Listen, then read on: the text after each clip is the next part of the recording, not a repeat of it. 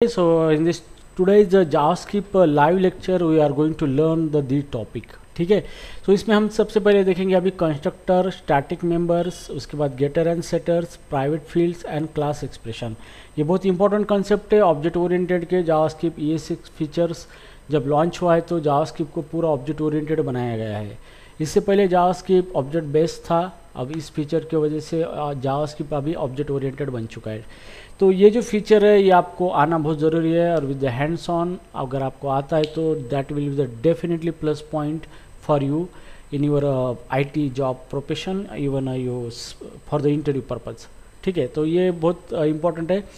तो last lecture में हमने देखा था जावास्क्रिप्ट के अंदर क्लास किस तरह से बनाया जाता है, क्लास का कॉन्सेप्ट, ऑब्जेक्ट्स और उसके बाद किस तरीके से ऑब्जेक्ट बनाया जाता है, सारी चीज़ें बेसिक देखी थी हमने.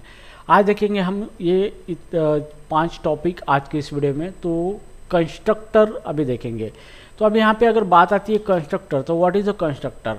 तो कंस्ट्रक्टर एक फंक्शन होता है. जैसे भी हम ऑब्जेक्ट बनाते हैं क्लास का, उस फंक्शन को फंक्शन कॉल होता है और उस फंक्शन का मेन पर्पज़ होता है कि जो भी हमारे क्लास के अंदर फील्ड से उसको डेटा इनिशलाइज करना, उसको हमें डेटा पास करना, ये इसका मेन पर्पज़ होता है. तो कंस्ट्रक्टर ये फंक्शन है जिसका यूज़ करके आपका ऑब्जेक्ट बनता है. विदाउट कंस्ट्रक्टर आपका ऑब्जेक्ट बनता ही नहीं है. तो कंस्ट्रक्टर एक इनिशियल फंक्शन होता है जिसका यूज़ करके आप ऑब्जेक्ट बना सकते हो और ऑब्जेक्ट बनाते वक्त उस ऑब्जेक्ट को इनिशलाइज कर सकते हो. ठीक है, उसी को हम इंस्टेंस ऑफ ऑब्जेक्ट कहते हैं. तो अभी देखो कंस्ट्रक्टर को किस तरीके से बनाते हैं यहाँ पे. तो अभी यहाँ पे हम देखेंगे ये हमारा जावास्क्रिप्ट का कोड बनाएंगे यहाँ पे. तो सबसे पहले हम सेपरेट फोल्डर बनाएंगे. जैसे न्यू फोल्डर बनाएंगे यहाँ पे, न्यू फोल्डर. अब यहाँ पे जो हमारा फोल्डर है जैसे इसको हम बनाएंगे, क्लास नाम दे देंगे इस फोल्डर को. अब क्लास यहाँ पे इसको ओपन करेंगे VS कोड के अंदर ताकि हम इसके अंदर कोडिंग कर सके बेहतर तरीके से. तो ये हो गया हमारा VS कोड के अंदर ओपन. और ठीक है, so this is the our VS code. तो सबसे पहले हम एक फ़ाइल बनाएंगे HTML की, क्योंकि जावास्क्रिप्ट की प्रैक्टिस आप HTML के फाइल के अंदर करो क्योंकि हमें इसको ब्राउज़र प्लेटफॉर्म पे रन करना है. तो यही आपका एग्जैक्टली ब्राउज़र प्लेटफॉर्म होता है जिसके ऊपर आपका जावास्क्रिप्ट कोड रन होता है. तो अगर आप जावास्क्रिप्ट कोड को ब्राउज़र पे रन करके देखोगे तो आपको प्रोडक्शन में कभी एरर्स नहीं आएंगे. तो कभी कभी आप कुछ लोग Node.js का इस्तेमाल करके जावास्क्रिप्ट को रन करते हैं लेकिन उसमें आप ब्राउज़र रिलेटेड फीचर्स आपको पता नहीं चलेंगे. ठीक है, तो ये बेस्ट प्रैक्टिस है to execute your JavaScript code in a browser environment. So here एक फाइल बनाऊंगा मैं index.html फाइल, जो कि ये HTML फाइल ही हमारी रन होगी. तो इसको अभी चलो हम बनाते हैं. HTML का कोड लिखते हैं. तो ऑलरेडी टेम्पलेट्स है HTML का जो VS कोड हमें प्रोवाइड करता है. ठीक है, तो ये फाइल है. अभी हम सेपरेट JS की फाइल के अंदर कोड करेंगे जैसे constructor.js फाइल. ठीक है, अब इस फाइल को हमें लिंक करना है हमारे HTML फाइल के अंदर. तो जैसे स्क्रिप्ट टैग यूज़ करना है और यहाँ पे देना है टाइप text/javascript. तो यहाँ पे अगर कोई भी गड़बड़ होती है, स्पेलिंग मिस्टेक, तो बहुत बड़ा नुकसान होता है. नुकसान मतलब फाइल हमारी अटैच नहीं होती है. तो इसकी src प्रॉपर्टी है, करंट फोल्डर के अंदर constructor.js फाइल है. तो इतना आपको कोड करना है ताकि आपकी JS फाइल constructor.js इस HTML फाइल के अंदर लोड हो सके जब भी हम HTML फाइल रन करेंगे. ठीक है, तो जैसे भी ये हमारे 2 हो गई फाइल. अब इसको हम रन करके देखना है सबसे पहले और चेक करना है कि ये सच में वर्क हो रहा है या नहीं हो रहा है. ठीक है, तो ये हमारी फाइल लोड हो चुकी है. अभी इसको मैं एक मैसेज दूंगा ताकि हमें पता चलेगा H1 वेलकम इन कोड लैंग्स.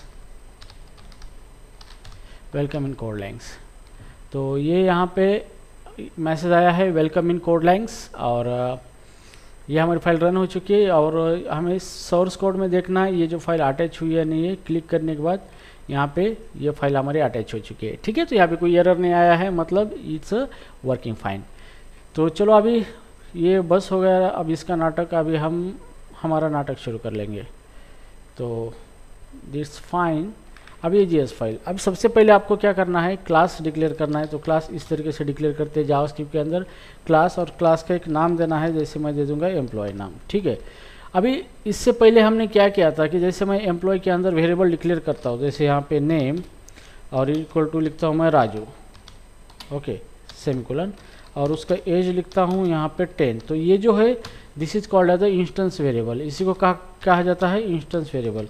तो इंस्टेंस वेरिएबल का मतलब ये होता है कि जब भी हम ऑब्जेक्ट बनाते हैं उस टाइम इसकी वैल्यू इनिशियलाइज होती है इसके अंदर, ये वैल्यू इसके अंदर जाती है, ठीक है। और ये वेरिएबल हम ऑब्जेक्ट का इस्तेमाल करके कॉल कर सकते हैं, ठीक है। तो जैसे भी हम जितने भी ऑब्जेक्ट बनाएंगे ये उतने ऑब्जेक्ट के अंदर ये वेरिएबल चले जाएंगे, तो this is called as a instance variable. तो ये हो गया आपके इंस्टेंस वेरिएबल, और इंस्टेंस वेरिएबल को आप डिफाइन कर सकते हो आउटसाइड द मेथड जावास्क्रिप्ट के अंदर, ठीक है। तो ये हो गया हमारा जावास्क्रिप्ट का सिंपल सा क्लास, और उसके अंदर दो ये प्रॉपर्टी हमने लिख दी है, ठीक है। अब इसका प्रॉब्लम ये है कि जैसे मैं इसका ऑब्जेक्ट बनाऊँ constant obj1 object1 is equal to using new operator calling employ.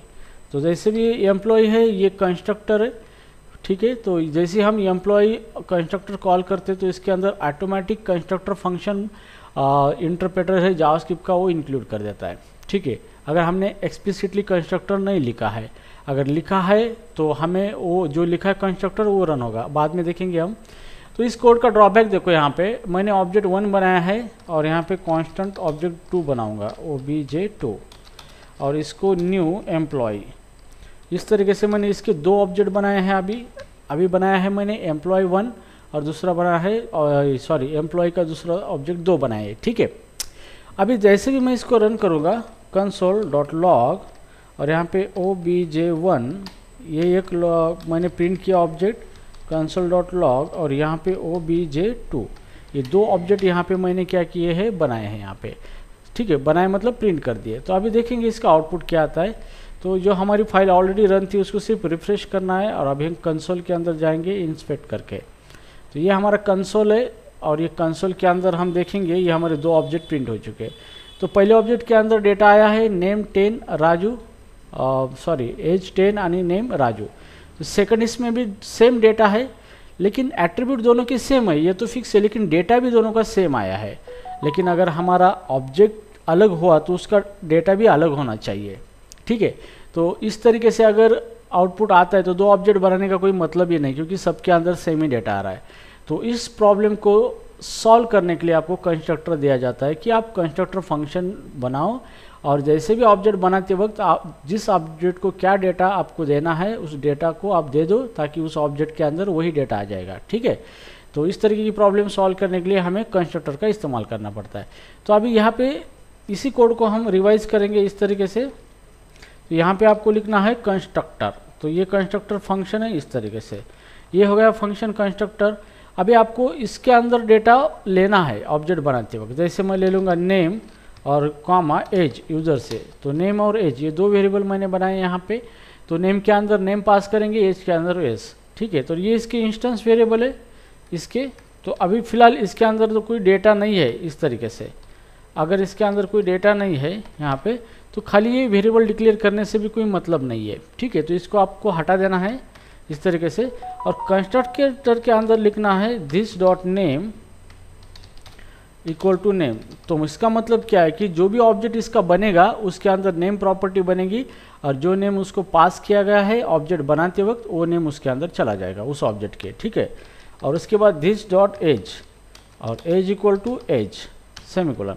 तो अभी यहाँ पे दिस डॉट नेम मतलब जो भी ऑब्जेक्ट हम बना रहे हैं उसके अंदर नेम प्रॉपर्टी बनेगी, और उसको जो नेम पास किया था ऑब्जेक्ट बनाते वक्त वो नेम उसके अंदर चला जाएगा। उसके बाद दिस डॉट एज करेंगे तो एज नाम की प्रॉपर्टी ऑब्जेक्ट के अंदर बनेगी, और जो एज नेम हमने पास किया है वो नेम उसके अंदर चला जाएगा, ठीक है। तो इस तरीके से हम क्या कर सकते हैं, ऑब्जेक्ट के हिसाब से स्पेसिफिक ऑब्जेक्ट का अलग अलग डेटा हम क्या कर सकते हैं, सेम प्रॉपर्टी के अंदर इनिशियलाइज कर सकते हैं, ठीक है। अभी ये हो गया हमारा constructor, this is called as a constructor. अभी जैसे भी मैं एम्प्लॉय यहाँ पे रन करता हूँ तो ऑटोमेटिकली ये एम्प्लॉय इस तरीके से रन होगा, तो ऑटोमेटिकली ये फंक्शन आपका रन होगा, ठीक है। अब मैं यहाँ पे पास करूँगा ऑब्जेक्ट 1 का ले नाम दे दूँगा राजू, और उसका एज ले दूँगा 30, ठीक है। और यहाँ पे मैं दूसरा ऑब्जेक्ट बना रहा हूँ, नेम दे दूँगा पिंकी, और यहाँ पे उसका एज दे दूँगा 18, ठीक है। तो अभी यहाँ पे क्या हो रहा है, जैसे भी मैं न्यू ऑपरेटर ऑब्जेक्ट क्रिएट करेगा मतलब मेमोरी बनाएगा और इस कंस्ट्रक्टर को कॉल करेगा तो ऑटोमेटिकली ये कंस्ट्रक्टर कॉल होगा, ठीक है। और ये राजू है, राजू चला जाएगा नेम के अंदर, 30 चला जाएगा एज के अंदर। तो ये जो ऑब्जेक्ट है करंटली, इस ऑब्जेक्ट मतलब ये दिस, उसके अंदर नेम प्रॉपर्टी बनेगी और जो राजू नेम पास किया था नेम के अंदर जाएगा और एज के अंदर एज जाएगा।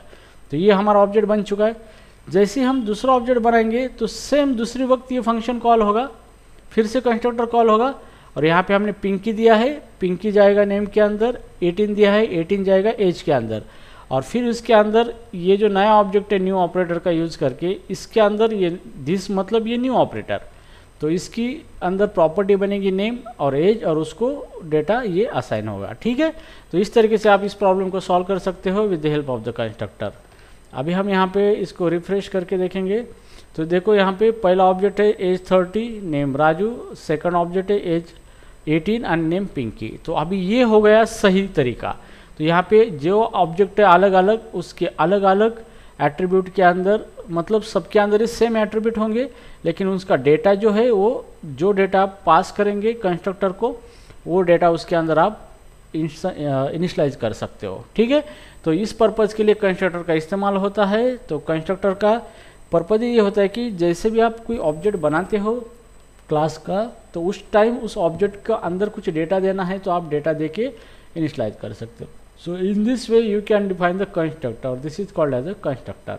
ठीक है, तो इन द जावास्क्रिप्ट आप इस तरीके से कंस्ट्रक्टर क्लास के अंदर बना सकते हो और आपका जो भी डेटा है वो डेटा उसको पास करके ऑब्जेक्ट को इनिशलाइज कर सकते हो। ठीक है, तो main purpose of the constructor is that to instantiate object.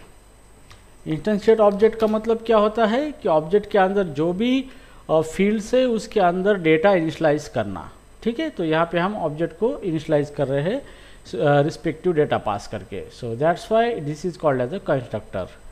Okay, understood the concept of the constructor?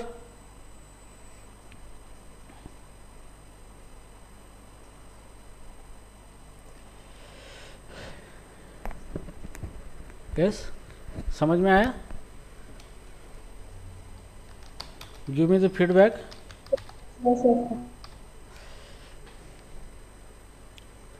Aniket, Sandeep,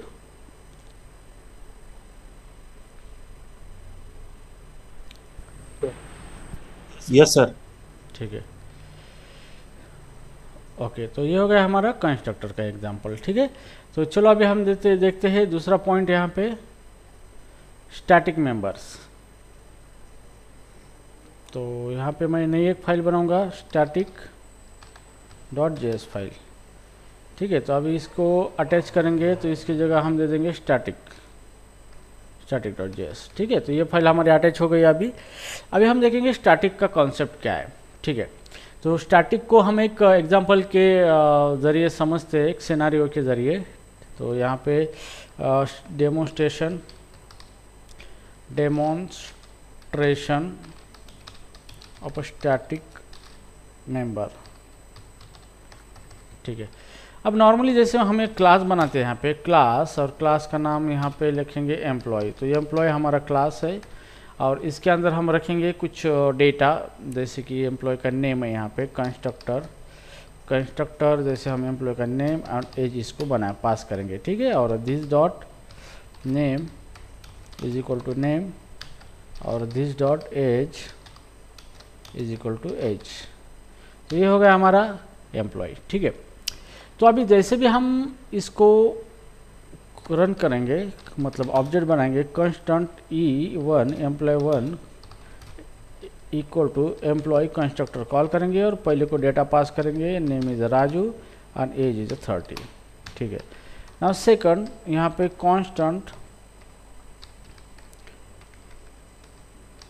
constant एम्प्लॉय2 new employ,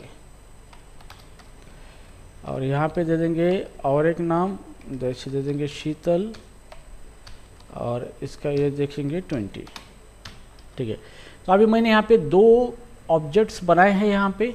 ठीक है, अभी मैं इसको प्रिंट करूँगा console.log। पहला ऑब्जेक्ट है e1 console.log, दूसरा ऑब्जेक्ट है e2। ठीक है। तो अभी पहले इसका आउटपुट देखेंगे हम। जैसे इसको रन करेंगे तो ये एम्प्लॉय का अंदर दो प्रॉपर्टी आ गई, नेम राजू और इसके अंदर एज नेम। तो इसका मतलब क्या हो रहा है कि जैसे भी हम एक क्लास का ऑब्जेक्ट बनाते हैं तो उस क्लास के अंदर जो भी फील्ड दिस हम यूज़ करते हैं, मतलब वो करंट ऑब्जेक्ट है और उसकी ये प्रॉपर्टी है। तो ये जो प्रॉपर्टी है, ये जितने भी ऑब्जेक्ट बनाएंगे सबके अंदर ये प्रॉपर्टी आ जाएगी, ठीक है। तो क्लास जो होता है, क्लास के अंदर प्रॉपर्टी के ओनर दो होते हैं। एक होता है प्रॉपर्टी का ओनर क्लास खुद, और दूसरा होता है ऑब्जेक्ट, उस क्लास का ऑब्जेक्ट बनाने वाला। अभी ये जो नेम प्रॉपर्टी है इसको हमने रेफर किया है दिस से, मतलब इसका ओनर कौन है, ऑब्जेक्ट है। मतलब जो भी ऑब्जेक्ट हम क्रिएट करने वाले हैं ये प्रॉपर्टी उस ऑब्जेक्ट की है, ना कि इस क्लास की है, ठीक है। तो इसका ओनर कौन है, ऑब्जेक्ट। तो यहाँ पे ओनर ऑफ प्रॉपर्टी,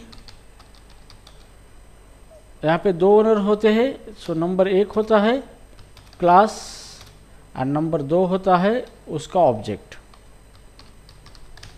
मतलब जो भी प्रॉपर्टी हम इस क्लास के अंदर डिक्लेयर करेंगे तो ये प्रॉपर्टी जो है एक तो क्लास की हो सकती है, उस क्लास के क्लास उसका मालिक हो सकता है, या फिर कोई ऑब्जेक्ट उसका मालिक हो सकता है। मतलब वो प्रॉपर्टी ऑब्जेक्ट की हो सकती है या फिर क्लास की हो सकती है।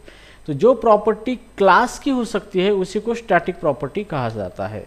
सो स्टैटिक प्रॉपर्टी का मतलब ये होता है it is belong to class not object. Okay, तो जो भी प्रॉपर्टी है क्लास की, अगर वो स्टैटिक है तो इसका मतलब वो प्रॉपर्टी ऑब्जेक्ट के अंदर नहीं आएगी, मतलब इस तरीके से यहाँ पर नहीं दिखेगी वो प्रॉपर्टी, ठीक है। और उस प्रॉपर्टी को आप क्लास के नेम के जरिए ही एक्सेस कर सकते हो, ना कि ऑब्जेक्ट के जरिए, ठीक है। तो अभी ये एग्जांपल में ये हमने ऑब्जेक्ट बनाया है, दो ऑब्जेक्ट। अभी मैं ये प्रॉपर्टी है जैसे नेम और एज, इसको मैं एक्सेस करूँगा इस तरीके से console.log और e1 डॉट इसकी प्रॉपर्टी है नेम। इस तरीके से मैं ऑब्जेक्ट का यूज करके इसको प्रिंट कर रहा हूँ। तो ये प्रॉपर्टी किसकी हो गई, ऑब्जेक्ट की हो गई, ठीक है। तो अभी इसको रन करेंगे, यहाँ पे राजू आया है। तो मतलब इस प्रॉपर्टी का ओनर कौन है, ऑब्जेक्ट है। लेकिन अभी हमें कभी कभी क्या होता है कि हमें एक ऐसी प्रॉपर्टी बनानी पड़ती है कि उसका ओनर ऑब्जेक्ट नहीं चाहिए। अगर ऑब्जेक्ट ओनर हम बनाते हैं तो इसका मतलब उसके जितने भी ऑब्जेक्ट बनाएंगे तो उतना मेमोरी वो कंज्यूम करेगा। यहाँ पे दो ऑब्जेक्ट बनाए तो दो बार प्रॉपर्टी बन गई यहाँ पे, ठीक है। लेकिन हमें एक प्रॉपर्टी ऐसी चाहिए होती है कि जहाँ पर हमें एक ही मेमोरी क्रिएट करनी चाहिए, उसकी एक ही मेमोरी चाहिए होती है, और पर ऑब्जेक्ट के हिसाब से उसकी वैल्यू नहीं चाहिए होती है। सबके सारे ऑब्जेक्ट है, सबके लिए सेम वैल्यू चाहिए। तो इस तरह की जो भी प्रॉपर्टी होती है फिर हमें वो क्लास प्रॉपर्टी बनानी पड़ती है। दैट्स वाई उसी प्रॉपर्टी को कहा जाता है स्टैटिक प्रॉपर्टी, ठीक है। तो अभी मान लो कि यहाँ पर मैं इस कंस्ट्रक्टर को हटा देता हूँ यहाँ पे इस तरीके से, और यहाँ पे मैं यहाँ प्रॉपर्टी लिखता हूँ नेम इक्वल टू राजू और semicolon and age equal to 10, ठीक है। तो अभी यहाँ पे मैंने दो प्रॉपर्टी बनाई है, लेकिन हम बाय डिफ़ॉल्ट जो भी प्रॉपर्टी आप बनाते हो क्लास के अंदर वो बाय डिफ़ॉल्ट ऑब्जेक्ट की होती है। मतलब इसका मालिक कौन है, ऑब्जेक्ट है। तो ये प्रॉपर्टी ऑब्जेक्ट के थ्रू कॉल होती है, मतलब जितने ऑब्जेक्ट हम बनाएंगे उतनी बार इसकी कॉपी बनेगी, ठीक है। तो जैसे मैंने इसको दो बार बनाया है ऑब्जेक्ट, तो दो बार इसकी कॉपी बनेगी। तो यहाँ पे देखो एम्प्लॉय के अंदर भी एज और नेम प्रॉपर्टी आई है और इसके अंदर भी आई है। लेकिन हमें सारे ऑब्जेक्ट के लिए एक कॉमन प्रॉपर्टी बनानी है जो कि ऑब्जेक्ट की नहीं होंगी, वो सिर्फ क्लास की होगी और एक ही बार उसकी मेमोरी क्रिएट होगी। तो इस तरह की जो भी प्रॉपर्टी आपको डिक्लेयर करनी होती है, चाहे डेट वेरिएबल हो या फंक्शन, तो उसी को स्टैटिक कहा जाता है, ठीक है। तो अब मैं यहाँ पे एक प्रॉपर्टी बनाऊंगा, जैसे मुझे ये स्टैटिक प्रॉपर्टी बनानी है। इसके अंदर सब ये क्लास की बिलोंग होगी, ऑब्जेक्ट की नहीं होगी। मतलब ऑब्जेक्ट क्रिएट करेंगे तो उसके अंदर वो नहीं आएंगे, ठीक है। तो एक प्रॉपर्टी है जैसे कि मैसेज, मैं सब ऑब्जेक्ट को मैसेज देना चाहता हूँ, वेलकम ऑल एम्प्लॉय, ठीक है। अब मैंने यहाँ पे ये प्रॉपर्टी लिखी है, लेकिन बाय डिफ़ॉल्ट ये प्रॉपर्टी ऑब्जेक्ट की हो चुकी है। तो जैसे मैं इसको रन करूँगा तो ये दोनों की इसमें आ चुकी है, इसके अंदर भी आ चुकी है और इसके अंदर भी आ चुकी है। लेकिन मुझे इसको ऑब्जेक्ट की नहीं बनानी है, मतलब ये इसकी एक ही कॉपी बनानी है। मतलब एक ही बार ये वेरिएबल बनेगा, लेकिन सारे ऑब्जेक्ट इसको शेयर कर सकते हैं, ठीक है। तो इसके लिए मुझे इसको क्लास की प्रॉपर्टी बनाना है, that's why it is called as a static. तो इस यहाँ पे मुझे क्या लगाना है, स्टैटिक। तो जैसे ही मैं इसको स्टैटिक लगाऊंगा तो ये प्रॉपर्टी उस ऑब्जेक्ट की नहीं बनेगी, क्योंकि ऑब्जेक्ट की है दो ही प्रॉपर्टी, ये प्रॉपर्टी अब किसकी हो गई, क्लास की हो गई। तो इस प्रॉपर्टी का यूज़ हम क्लास के नाम से कर सकते हैं और इसकी एक ही मेमोरी बनेगी, आप चाहे कितने भी ऑब्जेक्ट बना लो, ठीक है। तो इसको रन करके देखेंगे अभी यहाँ पे रिफ्रेश, तो यहाँ पे देखो एज नेम दो ही प्रॉपर्टी आ चुकी है, लेकिन ये थर्ड प्रॉपर्टी नहीं आई है, क्यों, क्योंकि ये क्लास प्रॉपर्टी अब बन चुकी है। तो जो भी प्रॉपर्टी आपको बनानी है जो कि क्लास की होनी चाहिए, तो उसको उसी प्रॉपर्टी को स्टैटिक कहा जाता है, ठीक है। और स्टैटिक का मतलब क्या है कि ये वेरिएबल एक ही बार बनेगा एक क्लास के लिए, और आप कितने भी ऑब्जेक्ट बनाओ उसके अंदर वो वेरिएबल नहीं बनेगा, और इस वेरिएबल की वैल्यू सारे ऑब्जेक्ट शेयर कर सकते हैं, ठीक है। तो ये हो गई क्लास की प्रॉपर्टी। अभी मुझे इस प्रॉपर्टी को रन करना है, एक्सेस करना है, तो अभी ये ऑब्जेक्ट की नहीं है, तो मतलब ऑब्जेक्ट का इस्तेमाल करके हम इसको एक्सेस नहीं कर सकते, ये क्लास प्रॉपर्टी है, मतलब इसको हमें इस क्लास का इस्तेमाल करना पड़ेगा, ठीक है। तो अभी इसको चलो मैं क्लास का इस्तेमाल करता हूँ, यहाँ पे उसको प्रिंट करूँगा, तो मुझे क्लास का नाम लेना है, जैसे कि क्लास प्रॉपर्टी एम्प्लॉई डॉट, और प्रॉपर्टी का नाम है यहाँ पे मैसेज, ठीक है। तो इस प्रॉपर्टी को मैं अब क्लास के नाम से एक्सेस कर सकता हूँ। तो कंट्रोल एस करेंगे और इसको रन करेंगे, तो यहाँ पे आया है वेलकम ऑल एम्प्लॉयज़। तो इसका मतलब ये है कि ये प्रॉपर्टी सारे ऑब्जेक्ट के लिए एक ही वेरिएबल बनाएगा, सारे ऑब्जेक्ट इसका यूज कर सकते हैं यूजिंग अ क्लास नेम, और जितने भी ऑब्जेक्ट हम बनाएंगे उसके अंदर ये प्रॉपर्टी नहीं बनेगी। So that kind of property is nothing but a static property. तो बहुत लोग हैं जिनको स्टैटिक के अंदर डिफ़िकल्ट होती है, पर कोई प्रॉब्लम नहीं, these are the actual concept static का, ओके। तो इस तरीके से आप स्टैटिक डिक्लेयर कर सकते हो यहाँ पे।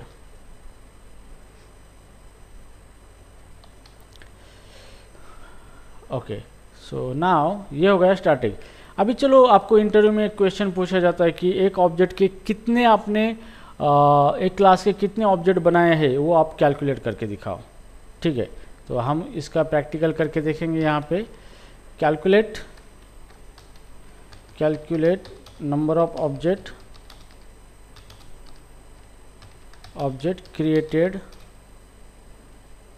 ऑफ अ क्लास, ठीक है। तो आपको ये क्वेश्चन इंटरव्यू में पूछा जाता है, it is a interview question, कि आपको एक ऑब्जेक्ट के क्लास के आप कितने ऑब्जेक्ट बनाए हैं ये कैलकुलेट करना है आपको, ठीक है। तो चलो अभी क्लास बनाएंगे, इसका क्लास का नाम दे देंगे, मान लो ये एम्प्लॉय रखेंगे, ठीक है। इसके अंदर हम क्या करेंगे, दो फील्ड बनाएंगे, या फिर फील्ड नहीं बनाएंगे, नहीं बनाए तो भी चलता है, लेकिन एक कंस्ट्रक्टर बनाएंगे यहाँ पे।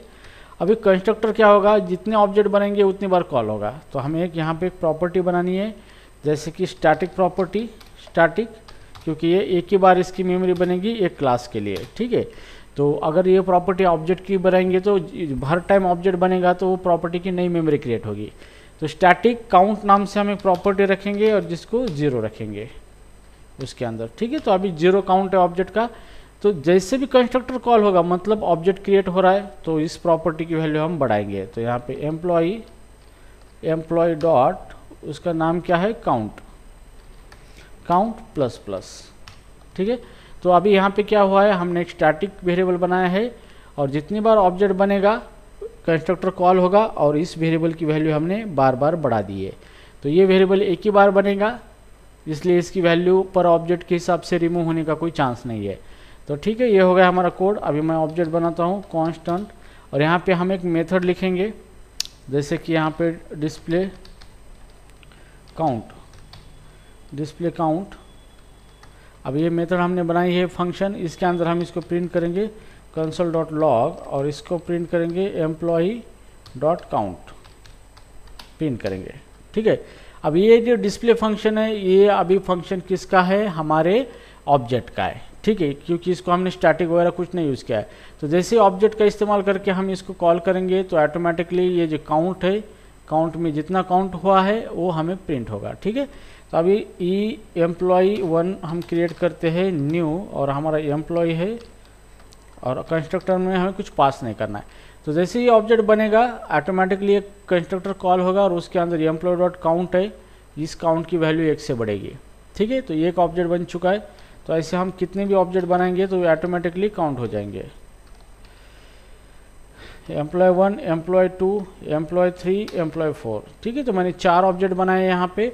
तो चारों वक्त ये कंस्ट्रक्टर कॉल हुआ है और उसकी एक प्रॉपर्टी 1 से इंक्रीमेंट हो रही है। अभी हमें इस फंक्शन को कॉल करना है, तो इसमें से कौन सा भी ऑब्जेक्ट से आप इसको कॉल कर सकते हो, कोई प्रॉब्लम नहीं। और जिसके अंदर आपने क्या प्रिंट किया है, इस काउंट की वैल्यू, तो आपको डिस्प्ले करना है काउंट, तो employ 1 dot display count method call करेंगे।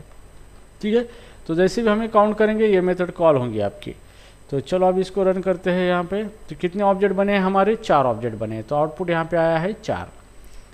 अगर हम और एक ऑब्जेक्ट बनाते हैं यहाँ पे,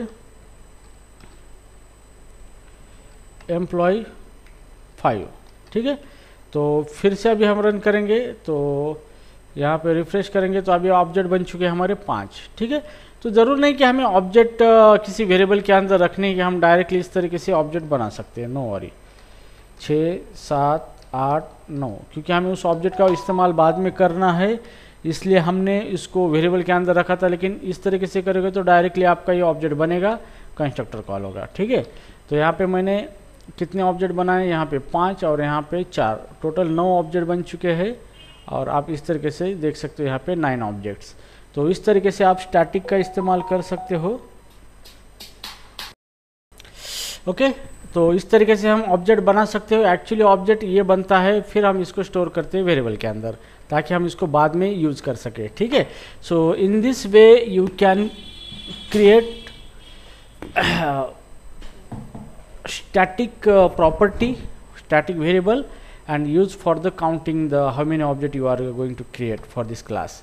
So इस तरीके से आपको उनको कोडिंग करके दिखाना है, और वो कोड आपको पूछा जाता है इंटरव्यू में, आप करके दिखाना पड़ता है ये। So this is a simple and easiest way. ठीक है, so this is a how static is work. ठीक है, अब हम देखेंगे स्टैटिक मेथड।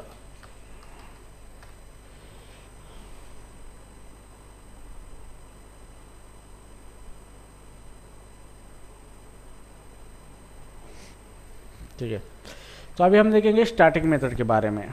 तो इसको अभी हम पहले अटैच करेंगे यहाँ पे स्टैटिक मेथड डॉट जेएस, इस तरीके से। ठीक है, तो इससे पहले अभी हमने देखा है कि क्लास के वेरिएबल को ही हमने स्टैटिक किया था, मतलब क्लास की प्रॉपर्टी ही प्रॉपर्टी जो है उसको स्टैटिक बनाया था, मतलब वो प्रॉपर्टी क्लास की हो सके और क्लास के जरिए उसको एक्सेस कर सके। लेकिन ऑब्जेक्ट का जो भी मतलब होता है, ऑब्जेक्ट जो होता है उसके अंदर प्रॉपर्टी और मेथड 2 चीज़ें होती है। तो हम मेथड भी क्लास की बना सकते हैं, ना कि ऑब्जेक्ट की। ठीक है, तो चलो हम इसको देखेंगे एग्जाम्पल स्टैटिक मेथड। ठीक है, तो जैसे यहाँ पे क्लास है, जैसे हमने ऑलरेडी लिखा था एम्प्लॉय क्लास। अब एम्प्लॉय क्लास के अंदर जैसे मैं लिखता हूँ मेथड लिखता हूँ, जैसे इंस्टेंस मेथड। अभी जो भी मेथड होती है, इसको नाम दिया है मैंने इंस्टेंस मेथड, मतलब जो भी मेथड होती है बाय डिफ़ॉल्ट क्लास ऑब्जेक्ट की होती है, तो वो ऑब्जेक्ट के अंदर चली जाती है और वो ऑब्जेक्ट का यूज़ करके उसको कॉल किया जाता है। ठीक है, तो ये मेथड है। तो मैं इसको लिखता हूँ कंसोल डॉट लॉग, और यहाँ पे लिखता हूँ I am belong to object, ठीक है, तो ये हो गई मेथड। तो जैसे भी मैं इसका ऑब्जेक्ट बनाता हूँ यहाँ पे, या फिर प्रिंट करता हूँ कंसोल डॉट लॉग, और यहाँ पे ऑब्जेक्ट बनाऊँगा न्यू एम्प्लॉय। डायरेक्ट ऑब्जेक्ट बनाया और मैंने इसको प्रिंट कर दिया यहाँ पे। ठीक है, इस तरीके से। तो ये मेरा ऑब्जेक्ट बन चुका है। अभी ऑब्जेक्ट बनने के बाद मैं इसको रन करूँगा यहाँ पे, तो ये मेरा एम्प्लॉय आ चुका है, या इसके अंदर कोई प्रॉपर्टी है नहीं है। लेकिन जब मैं इसको प्रोटोटाइप के अंदर देखूंगा तो 2 फंक्शन है। बाय डिफ़ॉल्ट ये कंस्ट्रक्टर फंक्शन जावास्क्रिप्ट इंपोर्ट करता है अगर हम कंस्ट्रक्टर नहीं लिखते हैं, और सेकंड है इंस्टेंस मेथड, मतलब ये मेथड इसके अंदर हमने डिक्लेयर किया, जिसका नाम है इंस्टेंस मेथड। लेंथ 0, मतलब 0 आर्गुमेंट है पैरामीटर, ये आर्गुमेंट्स ऑब्जेक्ट यानी कॉलर, ये उसकी प्रॉपर्टीज आ चुके हैं। ठीक है, तो ये जो इंस्टेंस मेथड है ये ऑब्जेक्ट की अभी बन चुकी है। तो हम जितने ऑब्जेक्ट बनाएंगे उतने ऑब्जेक्ट के अंदर ये मेथड आ जाएगी। तो हमने दूसरा ऑब्जेक्ट बनाया यहाँ पे, तो दोनों के अंदर भी ये मेथड आ चुके हैं। जैसे हमारे वेरिएबल्स आए थे, तो वो उस ऑब्जेक्ट की प्रॉपर्टी होती है। लेकिन आपको कोई फंक्शन बनाना है, वो ऑब्जेक्ट का नहीं है, वो क्लास के मालिकी का होना चाहिए, मतलब उसका ओनर क्लास होना चाहिए। और वो ऑब्जेक्ट जब बनाते हैं तो ऑब्जेक्ट के अंदर वो फंक्शन नहीं आना चाहिए, ठीक है। तो क्लास का फंक्शन, आप कितने भी ऑब्जेक्ट बनाओ, वो फंक्शन सारे ऑब्जेक्ट को वो फंक्शन सारे ऑब्जेक्ट इस्तेमाल करेंगे उस फंक्शन को यूजिंग क्लास नेम, ठीक है। तो यहाँ पे इस तरीके की जो भी मेथड होती है उसी मेथड को हम बोलते हैं स्टैटिक मेथड। तो मैंने यहाँ पे लिखा है स्टैटिक मेथड। तो जैसे मैंने ये मेथड लिखी है यहाँ पे, तो ये स्टैटिक मेथड बन चुकी है। लेकिन ये मेथड जो है मतलब ये अभी ऑब्जेक्ट की है, तो इसको मुझे क्लास की बनाना है, तो आगे क्या लगाना है मुझे, स्टैटिक। तो जैसे मैं इसको स्टैटिक लगाऊंगा तो ये मेथड अभी क्लास की बन चुकी है, मतलब इसको मैं क्लास के नाम से एक्सेस कर सकता हूँ, अभी ऑब्जेक्ट के अंदर मेथड नहीं आएगी, ठीक है। तो इस तरीके से ये जो मेथड है, कंट्रोल V और यहाँ पे लिखूंगा I am belong to class, अब ये क्लास की बन चुकी है। अब जैसे भी मैं इस ऑब्जेक्ट को प्रिंट करूँगा तो यहाँ पे देखो ऑब्जेक्ट के अंदर ये मेथड नहीं आई है, ठीक है। तो इसके अंदर एक ही मेथड है, इंस्टेंस मेथड, और ये इंस्टेंस मेथड, ये मेथड उसके अंदर नहीं आई है। अगर मैं स्टैटिक हटाता हूँ तो अब ये क्लास की मेथड ऑब्जेक्ट के अंदर आ जाएगी। तो यहाँ पे देखो इसके अंदर आई है स्टैटिक मेथड यहाँ पे, ठीक है। तो ये ऑब्जेक्ट की बन चुकी है, लेकिन हमें इसको क्लास मेथड बनाना है, दैट्स व्हाई हम इसको स्टैटिक लगाएंगे। अब ये क्लास की बन चुके हैं। अभी चलो मेथड को कॉल करना है मुझे, तो ये मेरा एम्प्लॉय ऑब्जेक्ट है, एम्प्लॉय ऑब्जेक्ट डॉट इसकी मेथड इंस्टेंस मेथड को मैं कॉल करूँगा। तो जैसे भी मैं इंस्टेंस मेथड को कॉल करूँगा, ये इंस्टेंस मेथड कॉल हो जाएगी क्योंकि ये ऑब्जेक्ट की है। और यहाँ पर भी मैं इंस्टेंस मेथड कॉल करूँगा, इंस्टेंस मेथड इस तरीके से, ठीक है। तो दोनों ऑब्जेक्ट की इंस्टेंस मेथड है। और रन करने के बाद ये इंस्टेंस मेथड का आउटपुट आया I am belong to object, I am belong to object, ठीक है। तो ये क्या हो गई हमारी, ये मेथड कॉल हो चुकी है, एम्प्लॉय इंस्टेंस मेथड, ठीक है। तो ये मेथड कॉल हो चुकी है। और यहाँ पे लाइन नंबर 12 पे एरर आया है, यहाँ पे अनडिफाइन आ रहा है, यहाँ पे new employ dot instance method. तो यहाँ पे एम्प्लॉय, यस ये तो एम्प्लॉय है, तो शायद मुझे इस तरीके से ये लगा कि इसको कॉल करना पड़ेगा। तो अभी देखेंगे बिलोंग टू, चलो मैं इसको हटा के देखता हूँ ये कहाँ से आ रहा है आउटपुट, ठीक है। अभी हम एक इसका ऑब्जेक्ट बनाएंगे एम्प्लॉय का, जैसे constant E1 is equal to new employ. अभी एम्प्लॉय हमने बनाया है ऑब्जेक्ट, और इस ऑब्जेक्ट की मेथड है E1 डॉट, हाँ वो इसलिए आ रहा था कि ये मेथड के अंदर हम प्रिंट करें और मेथड रिटर्न 0 करें, मतलब अनडिफाइन करें, ठीक है। कोई बात नहीं, ये कोड वर्किंग है। तो यहाँ पे हम क्या कर रहे हैं, यहाँ पे हमने ऑब्जेक्ट बनाया है और उसकी मेथड हम यहाँ पे कॉल कर रहे हैं। जैसे ये मेथड कॉल होगी ये कोड रन होगा, और ये मेथड रिटर्न अनडिफाइन कर रही है, इसलिए यहाँ पे अनडिफाइन आ रहा है, ठीक है। तो इस तरीके से हमें ये मेथड इसके अंदर कॉल नहीं करनी चाहिए। तो इसके लिए हम कांस्टेंट सेपरेट बनाएंगे E1 object, constant E1 is equal to ये हमारा न्यू एम्प्लॉय, इसको कॉल करेंगे यहाँ पे। और फिर इसकी मेथड है E1, यहाँ पे हमें कॉल करना ही नहीं है, कंसोल के अंदर लिखना ही नहीं है चीज़ें, ठीक है। अभी डायरेक्ट हमें मेथड कॉल करने E1 dot instance method, okay, इस तरीके से। तो ये हो गई हमारी ऑब्जेक्ट की मेथड, क्योंकि हम ऑब्जेक्ट का इस्तेमाल करके उसको कॉल कर रहे हैं। और यहाँ पे E2 दो ऑब्जेक्ट से, दोनों की इंस्टेंस मेथड कॉल कर दिया हमने यहाँ पे, और आउटपुट आया है I am belong to object, I am belong to object. अभी इस मेथड को कॉल करना है तो हमें क्लास का इस्तेमाल करके कॉल करना पड़ेगा, क्योंकि ये क्लास मेथड है। जितने भी ऑब्जेक्ट बनेंगे उतनी बार ये मेथड नहीं बनेगी, ऑब्जेक्ट का कोई संबंध नहीं है, ठीक है। तो इस मेथड को कॉल करना है तो क्लास का नाम है एम्प्लॉई, मेथड का नाम है स्टैटिक मेथड, ठीक है। तो ये है क्लास की मेथड, जिससे हम एम्प्लॉय नाम से, मतलब क्लास के नाम से इसको रन करेंगे, और यहाँ पे ये मेथड का आउटपुट आएगा I am belong to class, I am belong to class, ठीक है। तो इस तरीके से आप स्टैटिक मेथड बना सकते हो आपके एप्लीकेशन के अंदर। जावा के मतलब जावास्क्रिप्ट की जो भी क्लास फीचर है इसके अंदर स्टैटिक मेथड आप यूज कर सकते हो। तो इसको इंटरव्यू में पूछा जाता है स्टैटिक के बारे में, तो ये चीज़ें आपको ध्यान में रखनी है, ठीक है। अब स्टैटिक के अंदर और एक सिनारियो है, यहाँ पे इंटरव्यू में आपको एक क्वेश्चन पूछा जा सकता है स्टैटिक के बिलोंग, ठीक है। सो इंटरव्यू क्वेश्चन है,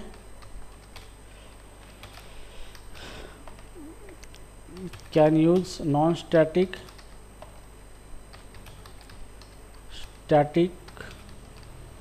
मेंबर इन स्टैटिक मेथड, ठीक है। अब ये क्वेश्चन आपको पूछा जाता है, मतलब एक स्टैटिक मेथड के अंदर नॉन स्टैटिक मेंबर हम यूज कर सकते हैं या नहीं है। तो चलो देखेंगे इस सिनारियो का इम्प्लीमेंट करके क्या प्रॉब्लम आती है, दिक्कत आती है। तो क्लास, जैसे कि हमारा क्लास था एम्प्लॉय, या फिर हम क्लास कार ले लेंगे, ठीक है। अभी क्लास कार है हमारा, जैसे कार का मॉडल नेम है, मॉडल है का क्लास का, जैसे मैं इसको नाम रखता हूँ BMW, ये हो गया। और क्लास की प्राइस है, क्योंकि वेरिएबल स्मॉल में होते हैं जावास्क्रिप्ट के अंदर, और इसकी प्राइस है अभी 12,000, ठीक है। अब ये दो वेरिएबल है, ये जो है बाय डिफ़ॉल्ट क्या है, नॉन स्टैटिक है, ठीक है। अब मैं एक स्टैटिक मेथड लिखता हूँ स्टैटिक, और मेथड का नाम लिखता हूँ प्रिंट डेटा, ओके। अब इसके अंदर मुझे इस वेरिएबल को प्रिंट करना है, तो मुझे यहाँ पे console.log के अंदर मैं प्रिंट करूँगा this.model, ठीक है। अब मैं इसको, ये मेथड मेरी स्टैटिक है और इसके अंदर मैं डेटा प्रिंट कर रहा हूँ नॉन स्टैटिक डेटा, मतलब ये नॉन स्टैटिक है, ठीक है। अब मैं और इसको प्रिंट करूँगा मॉडल और दिस मतलब करंट ऑब्जेक्ट डॉट प्राइस, ठीक है। ये दोनों चीज़ें क्या कर दिया मैंने, इसके अंदर प्रिंट कर दिए। तो अभी चलो इसको मैं अभी क्या करता हूँ, रन करता हूँ। अभी मुझे ये मेथड रन करनी है, तो ऑब्जेक्ट बनाने की कोई ज़रूरत नहीं, डायरेक्ट क्लास का यूज़ करके मैं इसको कॉल कर सकता हूँ, क्योंकि ये क्लास की मेथड है। तो क्लास का नेम है कार और मेथड का नाम है हमारे प्रिंट डेटा, ठीक है। तो जैसे मैं इसको कॉल करता हूँ, तो चलो अभी क्या प्रॉब्लम फेस कर सकते हैं हम देखेंगे। और रन करने के बाद यहाँ पे आउटपुट आता है अनडिफाइंड, ठीक है। इसका मतलब ये है कि अगर आप जावास्क्रिप्ट के अंदर स्टैटिक मेथड के अंदर नॉन स्टैटिक डेटा आप पहली बात लिख ही नहीं सकते, नॉट एप्लीकेबल। क्यों? क्योंकि जावास्क्रिप्ट तो आपको कोई कंप्लेंट नहीं करेगा, लेकिन आउटपुट तो आपका अनडिफाइन आएगा। क्यों? क्योंकि देखो कि दिस डॉट मॉडल में यहाँ पे यूज कर रहा, तो ये मुझे ऑब्जेक्ट का इस्तेमाल करके यूज करना है, ये ऑब्जेक्ट की प्रॉपर्टी है। लेकिन यहाँ पे तो मैंने ऑब्जेक्ट क्रिएट किया ही नहीं है, मैं डायरेक्टली क्लास का यूज करके प्रिंट डेटा को कॉल कर रहा हूँ। तो ये दिस क्या कंसिडर करेगा, वो दिस कंसिडर करने के लिए उसको कोई ऑब्जेक्ट है ही नहीं है। सो दैट्स वाई ये क्या करेगा, अनडिफाइंड देगा, ठीक है। तो दिस डॉट मॉडल मतलब अनडिफाइंड, तो ये एरर आएगा आपको, ठीक है। तो इस तरीके की चीज़ें आपको नॉट एप्लीकेबल है। तो चीज़ एक ध्यान में रखना है, जो भी नॉन स्टैटिक मेथड के अंदर आप स्टैटिक मेथड के अंदर नॉन स्टैटिक डेटा आप नहीं यूज कर सकते। क्यों? क्योंकि स्टैटिक मेथड कॉल करने के लिए ऑब्जेक्ट की ज़रूरत नहीं है, और अगर हम कॉल करते तो उसके अंदर ऑब्जेक्ट का डेटा कैसे हम यूज कर सकते हैं, क्योंकि ऑब्जेक्ट अभी हमने बनाया नहीं है, ऑब्जेक्ट अभी एग्जिस्ट है ही नहीं है। So this is not allowed. तो जावा लैंग्वेज के अंदर या अदर लैंग्वेज के अंदर जो भी टाइप स्ट्रॉन्ग लैंग्वेज है वो अलाउ नहीं करती। जावास्क्रिप्ट आपको गलती करने के लिए कर बोलती, भाई कर दे गलती, कोई प्रॉब्लम नहीं, रन टाइम में मैं आपको बताऊंगा क्या आए थे। तो ये एक ड्रॉबैक होता है स्क्रिप्टिंग लैंग्वेज का, कि वो जो भी चीज़ें रन टाइम में आपको एरर देती है, कंपाइल टाइम में आपको कुछ नहीं गलती करने देती है, ताकि आप बहुत खुश होते हो, या it's working. But in interview you have to tell them in a JavaScript it is preferable not to use the static member inside the static method in the class.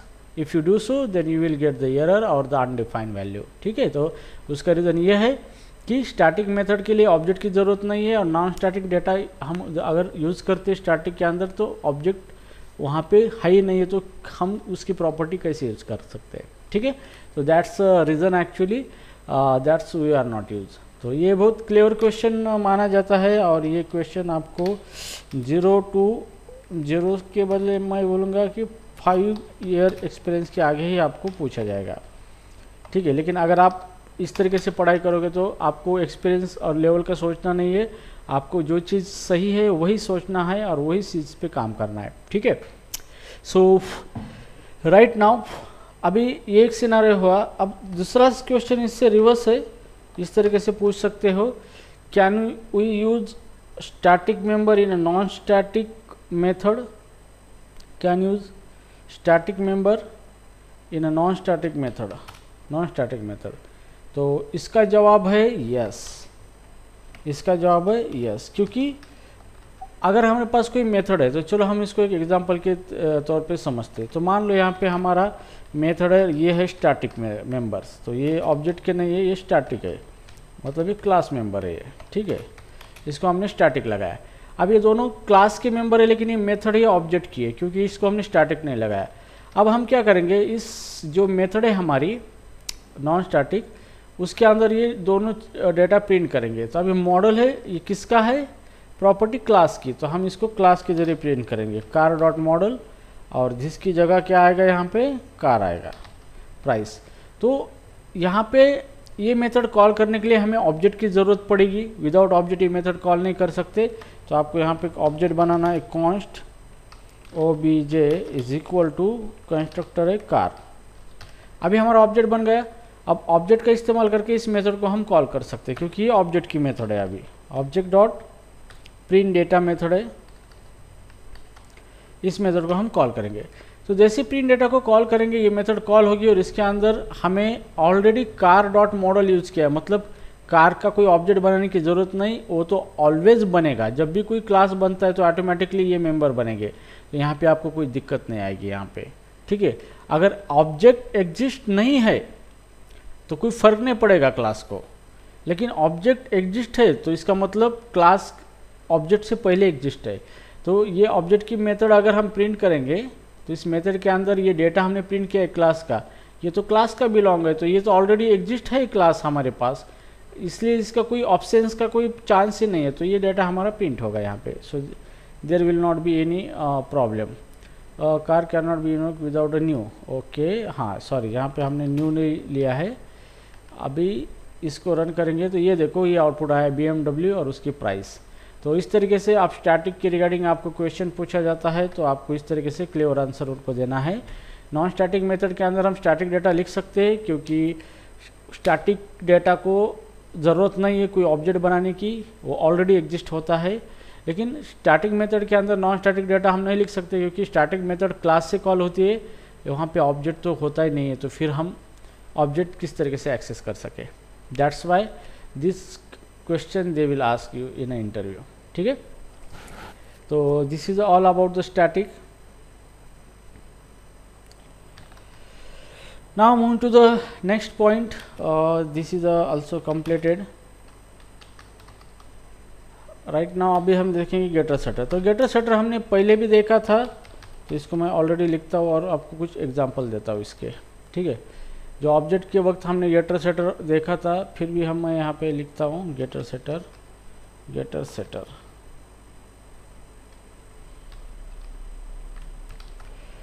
तो index.html के अंदर अभी हम इसको गेटर सेटर को attach करेंगे यहाँ पे इस तरीके से, गेटर एंड सेटर्स, ठीक है। तो गेटर सेटर का मतलब ये होता है कि हम कोई मेथड बनाते हैं जिसको हम प्रॉपर्टी की तरह इस्तेमाल करते हैं हमारे ऑब्जेक्ट का डेटा इनिशियलाइज करने के लिए या फिर डेटा सेट करने के लिए, ठीक है। तो यहाँ पे जो हमारा क्लास है जैसे मेरा एम्प्लॉय, ठीक है। अब एम्प्लॉय के अंदर मेरे दो वेरिएबल है, ठीक है। मुझे डेटा सेट करना है, तो मुझे एक मेथड लिखनी है डेटा सेट करने के लिए और उसी डेटा को गेट करने के लिए। तो मान लो मेरे एक प्रॉपर्टी मुझे नेम सेट करना है, तो मैं यहाँ पे लिखूँगा नेम और ये लिखूँगा फंक्शन। तो नेम ये इसका काम है डेटा को सेट करना, तो इसके अंदर मैं नेम पास करूँगा और इसके अंदर हम लिखेंगे दिस डॉट नेम, एक प्रॉपर्टी बनेगी ऑब्जेक्ट की और उसको ये नेम सेट हो जाएगा, ठीक है। अब इसको हमें गेटर इसको बनाना है, लगाना है सेट। तो जैसे भी हम इसको सेट लगाएंगे तो इसका मतलब ये है कि ये जो नेम है, ठीक है, ये जो नेम है हमारा, इस नेम को हम प्रॉपर्टी की तरह यूज कर सकते हैं और ऑब्जेक्ट की प्रॉपर्टी को इसके जरिए वैल्यू सेट कर सकते हैं, ठीक है। तो चलो अभी हम इसको ऑब्जेक्ट बनाएंगे, constant emp1 employ is equal to new employ, यहाँ पे न्यू एम्प्लॉय,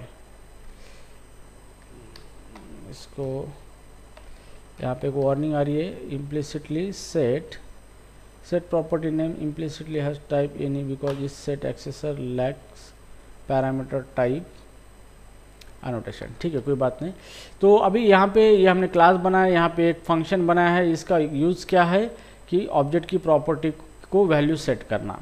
ठीक है, अब जैसे मैं यहाँ पे एम्प्लॉय क्रिएट करता हूँ तो यहाँ पे ये जो नेम है इस नेम को अभी हम कॉल करेंगे, तो EMP डॉट, अभी ये जो हमारा नेम है यहाँ पे ये इसको हम प्रॉपर्टी की तरह कॉल करेंगे। नेम इसको इस तरीके से नहीं कॉल करेंगे क्योंकि वो सेटर मेथड है, तो सेटर मेथड प्रॉपर्टी की तरह कॉल की जाती है। और यहाँ पे नेम इक्वल टू हम देंगे राजू।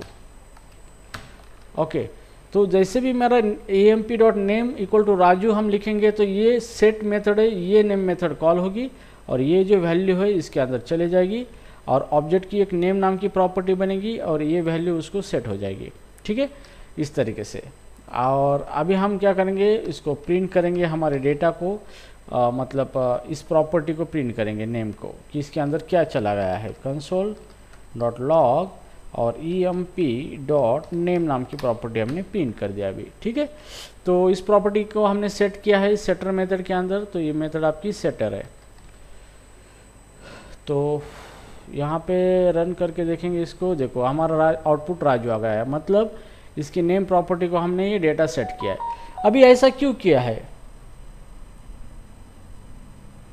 ठीक है, तो अभी ये इसका यूज़ किस लिए? इसका यूज़ इसलिए कि अगर आपका जो भी प्रॉपर्टी है उसको कुछ डेटा आपको सेट करना है, लेकिन डेटा सेट करने से पहले वो डेटा करेक्ट है या नहीं है आपको चेक करके ही सेट करना है, अदरवाइज नहीं करना है। तो इस टाइप की फंक्शनलिटी अगर आपको यूज़ करनी होती है तो प्रॉपर्टी को डेटा सेट करने से पहले आप उस डेटा को चेक करोगे इस फंक्शन के अंदर। ठीक है, तो जैसे मान लो कि मुझे क्या करना है, जो भी मेरा ये डेटा मैं पास कर रहा हूँ इस फंक्शन को, अगर वो नंबर डेटा है तभी मैं प्रॉपर्टी के अंदर सेट करूँगा, अदरवाइज नहीं करूँगा। ठीक है, तो जैसे मुझे एज नाम की प्रॉपर्टी सेट करनी है तो यहाँ पे मैंने सेट लिखूँगा एज, तो ये एज नाम की मैंने सेटर मेथड बनाई है और यूज़र इसको एज पास करेगा।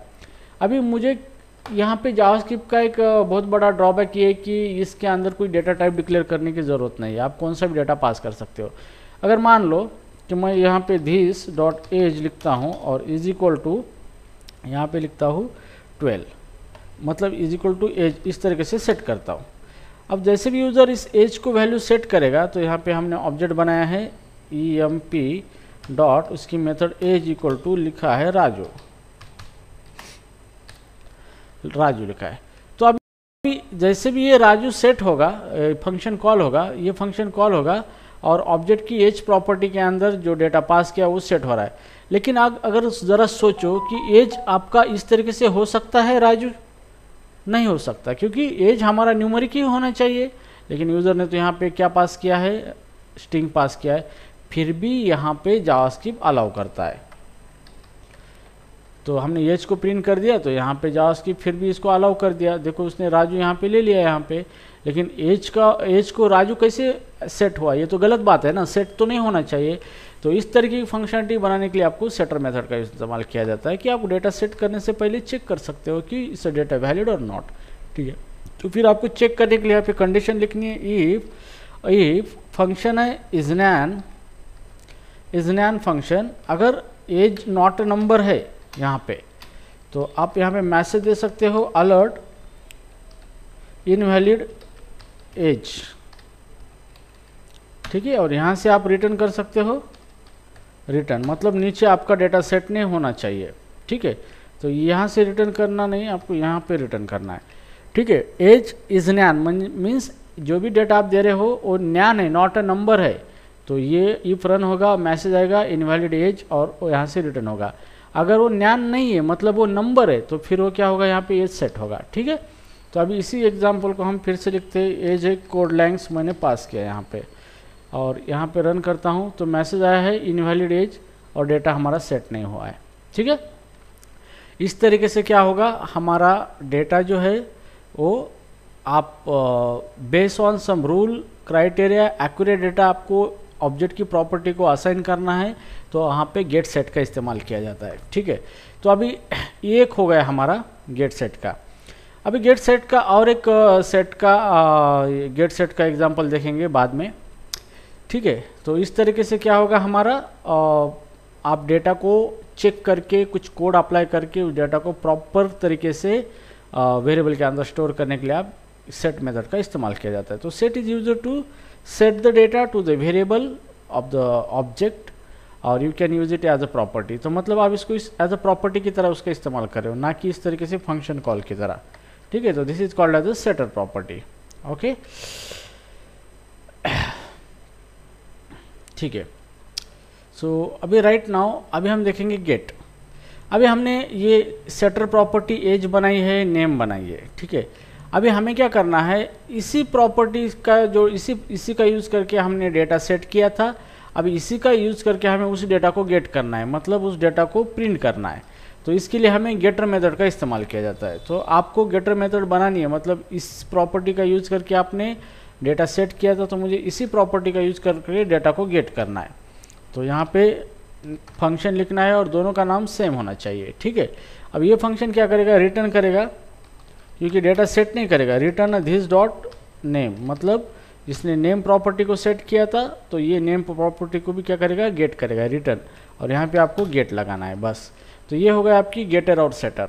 तो ये नेम नाम की प्रॉपर्टी बनाया आपने, जिसका यूज करके आप क्या करोगे, डेटा सेट करोगे ऑब्जेक्ट की नेम प्रॉपर्टी को, और गेट करना है तो उसी नेम का इस्तेमाल करना है जिसने डेटा सेट किया था, और वो रिटर्न उसी डेटा को करेगा जिस डेटा को उसने सेट किया था। तो ये हो गया गेट सेट। तो अभी एज के बारे में भी हम यहाँ पे गेट और मेथड नेम इज एज, और पैरामीटर कुछ नहीं, जैसे ये रिटर्न करेगा, इसने जिसको सेट किया था उसी को रिटर्न करेगा, दिस डॉट एज। तो एज को ये क्या करेगा, रिटर्न करेगा, ठीक है। तो यहाँ पे जो एज सेट हुआ था वही एज रिटर्न होगा। अभी मुझे चलो इस प्रॉपर्टी को लेना है नेम को, तो मैं इस तरीके से प्रिंट कर सकता हूँ। मुझे प्रिंट करना है यहाँ पे, तो मैं यहाँ पे डेटा दे दूंगा एज इक्वल टू 20, ठीक है। तो दोनों सेट कर दिए, यहाँ पे सेट कर दिया। अब मुझे डेटा गेट करना है एम्प्लॉय डॉट नेम, तो मैं यहाँ पे सिर्फ इस तरीके से नेम यूज़ करूँगा प्रॉपर्टी की तरीके से ये नेम को, तो ऑटोमेटिकली ये रिटर्न करेगा। तो यहाँ पे मैं कोई डेटा सेट नहीं कर रहा हूँ या फिर फंक्शन की तरह कोई कॉल नहीं कर रहा हूँ, ठीक है। तो यहाँ पे एम्प्लॉय डॉट नेम हो गया और एम्प्लॉय डॉट यहाँ पे एज। तो इस तरीके से आप इसको एक्सेस कर सकते हो। तो एम्प्लॉय डॉट एज करोगे तो डायरेक्टली ये गेट मेथड कॉल होगा, ना कि सेट मेथड। अगर आप इसको डेटा पास करोगे इस तरीके से तो सेट मेथड कॉल होगा, ठीक है।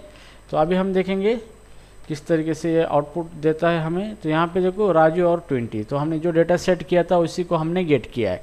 तो इस तरीके से आप गेटर सेटर मेथड बना सकते हो आपके क्लास के अंदर। ये बहुत इंपॉर्टेंट है, एप्लीकेशन डेवलप करते वक्त आपको इसकी बहुत ज़्यादा ज़रूरत पड़ती है, डेटा को प्रॉपर तरीके से सेट करने के लिए, वैलिडेशन के लिए, और डेटा को कन्वर्ट करते हो जेसन में, ठीक है। अब इसका एप्लीकेशन देखेंगे कि इसका यूज़ कहाँ पर होता है गेटर सेटर का। तो पहला यूज़ इसका इसलिए होता है कि हमने ऑलरेडी देखा है कि to set the proper data in a property, ठीक है। तो प्रॉपर डेटा सेट करने के लिए हम डेटा के ऊपर प्री ऑपरेशन करेंगे, और एक्यूरेट डेटा है तभी एक्सेप्ट करेंगे, अदर नहीं करेंगे, ठीक है। तो इस तरीके से हम सेट का इस्तेमाल कर सकते हो। गेट का इस्तेमाल हमें प्रॉपर्टी दिखाने के लिए कर सकते हैं, ठीक है। तो अभी और एक लेंगे हम, जैसे कि ये हमारा ऑब्जेक्ट है, यही ऑब्जेक्ट हम ले लेंगे। ये ऑब्जेक्ट हमारा बन चुका है अभी यहाँ पे, ठीक है। तो यहाँ पे हमने ऑब्जेक्ट बनाया, उसको डेटा सेट कर दिया और डेटा को गेट कर दिया। अभी मैं इस ऑब्जेक्ट को जेसन में कन्वर्ट करना चाहूँगा। Constant JSON string is equal to JSON dot stringify method. तो ये मेथड क्या करेगी, जो भी आपका ऑब्जेक्ट है उसको जेसन में कन्वर्ट करेगा। तो मैं एम्प्लॉय को जेसन में कन्वर्ट करना चाहूँगा, ठीक है। और अभी हम इसको प्रिंट करेंगे console.log, और यहाँ पे लिखेंगे emp ऑब्जेक्ट, सॉरी emp नहीं, जेसन स्ट्रिंग। ये हो गया हमारा ऑब्जेक्ट जेसन डेटा, ठीक है। तो इसको हमने प्रिंट किया है, और मैं थोड़ा सा सेपरेटर लगाऊंगा यहाँ पे console.log, और यहाँ पे इस तरीके से मैं सेपरेटर दे दूंगा, ओके। तो चलो अभी इसको रन करके देखते हैं, ठीक है। तो जेसन के अंदर जब भी आप डेटा यूज़ करते हो, मतलब यहाँ पे नेम राजू और एज 20, तो जैसे भी हम जेसन में काम करते हैं तो ऑब्जेक्ट की जो भी प्रॉपर्टी है, जैसे यहाँ पे एज और यहाँ पे नेम, इस प्रॉपर्टी को जेसन में कन्वर्ट करेगा, ठीक है। लेकिन अभी हम थोड़ा सा एक्सपेरिमेंट करेंगे, इसको डबल एन लगाएंगे और इसको भी डबल एन लगाएंगे और एज को भी डबल ए लगाएंगे, इसको भी डबल ए लगाएंगे और यहाँ पे डेटा को सेट करेंगे, जैसे कि double N double A double N double A, ठीक है। और मैं इसको फिर से प्रिंट करूंगा और देखना चाहूँगा, ठीक है, कोई बात नहीं। तो जस्ट मेरा यही पर्पज़ था कि अगर मैं जेसन में कन्वर्ट करूँ तो ये गेटर नेम का की लेता है या फिर ये ऑब्जेक्ट का नाम ही लेता है। तो ये ऑब्जेक्ट का ही नाम ले रहा है, मतलब ऑब्जेक्ट की प्रॉपर्टी का ही नाम ले रहा है, ठीक है। तो यहाँ पे गेटर का इस्तेमाल हम जेसन की चेंज करने के लिए नहीं कर सकते। तो इसका पर्पज़ यही होता है कि हमें जो भी डेटा प्रॉपर्टी के अंदर सेट करना है प्रॉपर तरीके से, तो सेट मेथड का इस्तेमाल करेंगे और डेटा को रीड करना है तो गेटर मेथड का इस्तेमाल करके हम डेटा को रीड कर सकते हैं। तो इससे आपको क्या होगा कि यहाँ पे एक कॉन्सेप्ट है, object oriented concept, that is called as encapsulation. Encapsulation, तो एनकैप्सुलेशन का मतलब क्या होता है कि क्लास के अंदर आप डेटा और मेथड दोनों क्लास के अंदर रखते हो, मतलब आप एनकैप्सुलेट कर रहे हो, ठीक है। लेकिन जो भी डेटा है आपका उसको डायरेक्ट वैल्यू आप क्या करोगे, सेट नहीं करोगे, वो किसी मेथड के जरिए उसको वैल्यू सेट करोगे। तो इस तरीके का जो भी कॉन्सेप्ट होता है उसी को कहा जाता है एनकैप्सुलेशन। तो यहाँ पे हमने एनकैप्सुलेशन किया है, मतलब डेटा और मेथड एक ही क्लास के अंदर है, लेकिन जो भी डेटा हमारा है उसको वैल्यू सेट कर रहे हैं हम with the help of the some other method, ठीक है, सेटर मेथड। तो डेटा को डायरेक्ट एक्सेस नहीं किया जा रहा है, डेटा वेरिएबल जो है उसको हम किसी डिफाइन इंटरफेस, जैसे हमने नेम एक मेथड बनाए उसके जरिए हम क्या कर रहे हैं, उसको डेटा सेट कर रहे हैं। तो this is one of the example of the data encapsulation. सो ये हो गया हमारा डेटा इनकैप्सुलेशन, ठीक है। तो इस तरीके से आप डेटा इनकैप्सुलेशन के बारे में उनको बोल सकते हो। Okay, so right now here getter setter, अभी देखेंगे हम प्राइवेट फील्ड।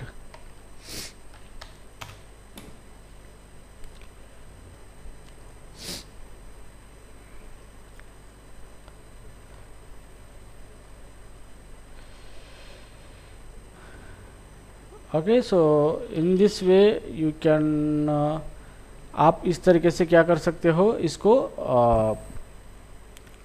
प्राइवेट मेंबर कर सकते। जिस तरीके से इसको हमने प्रॉपर्टी को प्राइवेट किया था, हम मेथड को भी प्राइवेट कर सकते हैं, ठीक है।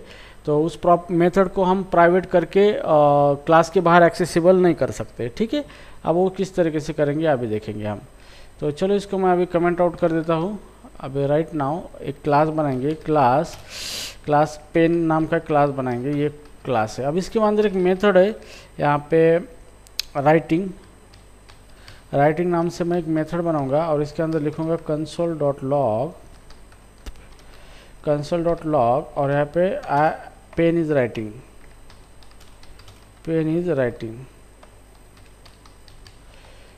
राइटिंग। ओके, तो इस तरीके से मैंने मैसेज लिखा है। अभी ये मेथड इंस्टेंस मेथड है, मतलब ये पब्लिक मेथड है ऑलरेडी, और सेकंड की इसको ऑब्जेक्ट का इस्तेमाल करके हम कॉल कर सकते हैं क्योंकि ये ऑब्जेक्ट से बिलोंग है। अगर इसको स्टैटिक लगाते थे तो ये क्लास से बिलोंग थी, ठीक है। अभी हम ऑब्जेक्ट बनाएंगे constant obj equal to new pen का ऑब्जेक्ट बनाएंगे हम इस तरीके से। अब पेन का ऑब्जेक्ट बन गया, अभी हम ऑब्जेक्ट का इस्तेमाल करके इसको कॉल करेंगे। तो console.log, सॉरी लॉग करने की कोई ज़रूरत नहीं, obj.writing मेथड का नाम है इस तरीके से। तो ये मेथड अभी कॉल होगी, तो जैसे ही मैं इसको रन करूँगा ये पेन इज़ राइटिंग। लेकिन अभी क्या हो रहा है कि ये मेथड अभी पब्लिक है बाय डिफ़ॉल्ट, तो मुझे इस मेथड को प्राइवेट बनाना है, मतलब क्लास के बाहर ये एक्सेस नहीं होनी चाहिए। तो इसके लिए आपको यहाँ पे हैश लगाना है। तो जैसे भी आप इसको हैश लगाएंगे तो ये मेथड प्राइवेट बन चुकी। जैसे मैं ऑब्जेक्ट डॉट राइट करूँगा राइटिंग, तो यहाँ पे एक एरर आएगा आपको और वो बोलेगा object dot writing is not a function, ठीक है। मतलब ये मेथड इसके बाहर एक्सेसिबल है ही नहीं, लेकिन आप ये मेथड कॉल कर रहे हैं तो ये आइडेंटिफाई नहीं करेगा, दैट्स वाई ये बोलेगा कि ये मेथड नहीं है, आप क्या कॉल कर रहे हैं मुझे पता नहीं है, ठीक है। तो इस तरीके से आपको जो भी मेथड प्राइवेट बनानी है तो आप मेथड को प्राइवेट बना सकते हो, ठीक है। तो इसको मेथड क्या किया, आपको हैश लगाना है, ठीक है। सो अभी ज़रूरी नहीं कि ऑब्जेक्ट के मेंबर ही प्राइवेट हो, क्लास के मेंबर भी प्राइवेट हो सकते हैं यहाँ पे। जैसे मैं एक मेथड यहाँ पे बनाऊँगा, जैसे कि स्टैटिक मेथड है। अब ये मेथड क्लास की बिलोंग है, जैसे कि ग्रीटिंग नाम की मेथड मैं बनाऊँगा, ग्रीटिंग। और ये मेथड आपको क्या करेगा, एक आउटपुट देगा, वेलकम console.log,